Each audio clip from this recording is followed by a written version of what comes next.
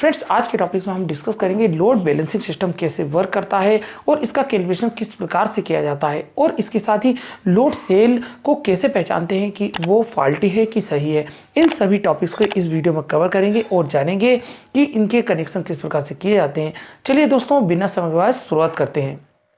Friends, अब हम आपको बताएंगे कि लोड बैलेंसिंग सिस्टम किस प्रकार से एडजस्ट किया जाता है। इसमें हम सबसे पहले आपको बता दें, ये हॉपर बना हुआ है और हॉपर के नीचे 3 लोड सेल लगे हुए हैं। के ऊपर ये हॉपर स्टे होता है और ये हॉपर में जब कोई वेट आता है तो ये लोड सेल से मिली वोल्ट सिग्नल जनरेट होते हैं जो कंट्रोलर में जाते हैं और आउटपुट दिखाई देता है।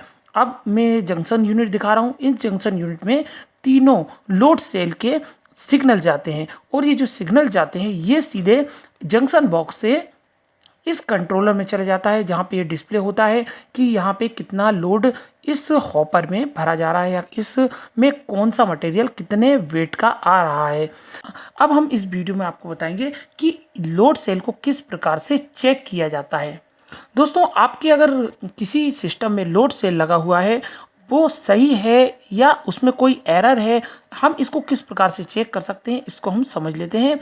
हमको सबसे पहले मल्टीमीटर को रेजिस्टेंस मोड पे रखना है और रेजिस्टेंस मोड पे दोनों प्रॉप्स को यहाँ पे कनेक्ट कर देना है। इसमें टोटल 6 वायर निकलते हैं।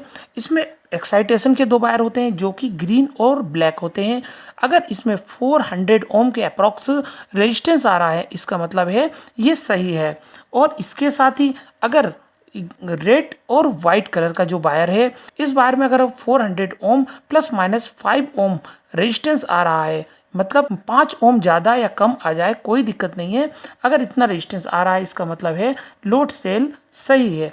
इसके साथ ही यहाँ पे 420 ओम प्लस माइनस हो सकता है, तो येलो और ब्लू कलर का जो वायर होता है इन दोनों के बीच में 400 ओम होना चाहिए। ये वायर है, ये सेंसिंग का वायर है। तो अगर इन तीनों वायरों में रेजिस्टेंस 400 ओम के आसपास है तो आपका लोड सेल सही है। इसके अलावा भी बहुत से चेक करने के तरीके हैं। यहाँ मैंने सिर्फ इसके द्वारा ही बताया कि एक्चुअल क्या देखना है हमको। चलिए दोस्तों, अब हम आपको फील्ड में ले जाते हैं और वहाँ पे बताते हैं कि लोड सेल को कैलिब्रेशन से पहले क्या क्या चेक करना चाहिए।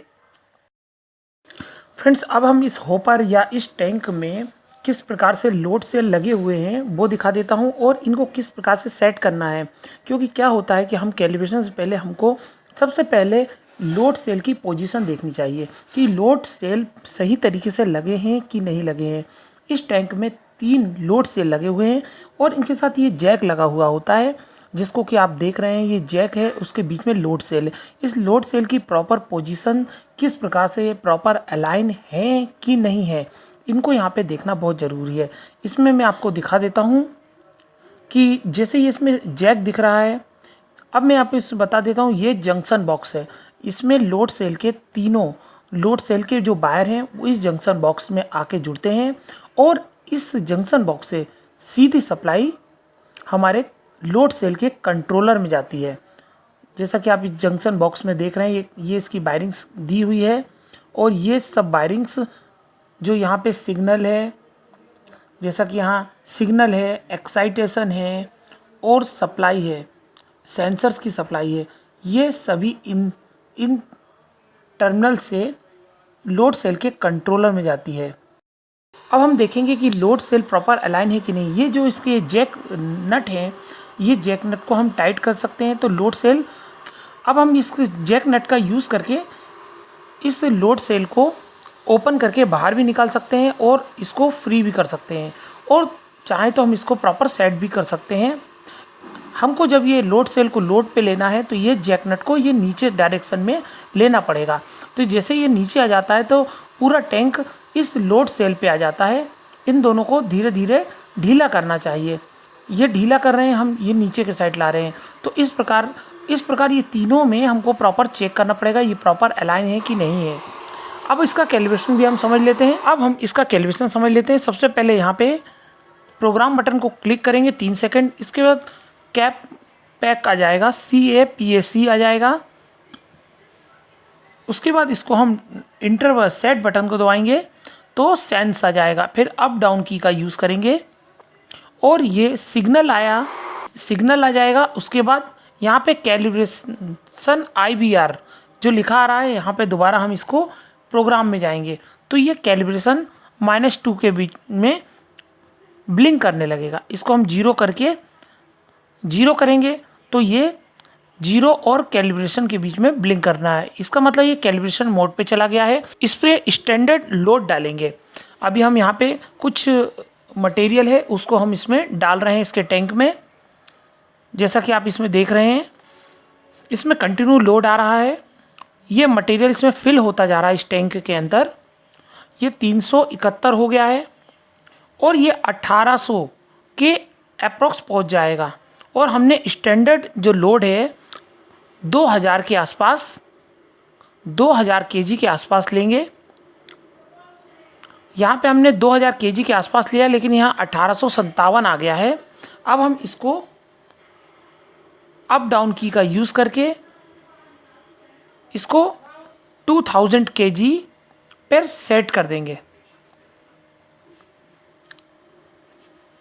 यहाँ पे हम अप डाउन की और फंक्शन की का यूज़ करेंगे तो ये अप डाउन होगा और यहाँ पे जो 0 की है उससे डिजिट आगे पीछे होगी।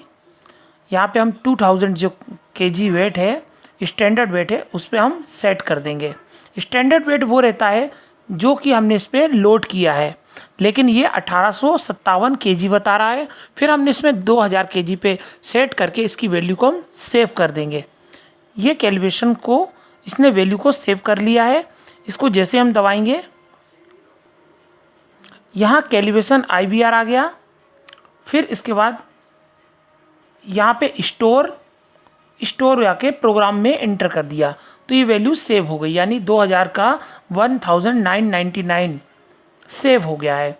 इस प्रकार इसका कैलिब्रेशन किया जाता है। है 5 टन के आसपास का मटेरियल है तो हम चाहें तो उसे 1-1.5 टन के आसपास भी आसानी से कैलिब्रेट कर सकते हैं। इसमें वेट रख के या कुछ स्टैंडर्ड वेट मटेरियल होगा उसको रख के इसमें वैल्यू सेव कर सकते हैं और कैलिब्रेट कर सकते हैं। आई होप मेरा वीडियो आपको पसंद आया होगा। मेरे ऐसे ही नॉलेजेबल वीडियो पाने के लिए चैनल को सब्सक्राइब और वीडियो को लाइक कीजिए। फिर मिलते हैं एक नए वीडियो के साथ।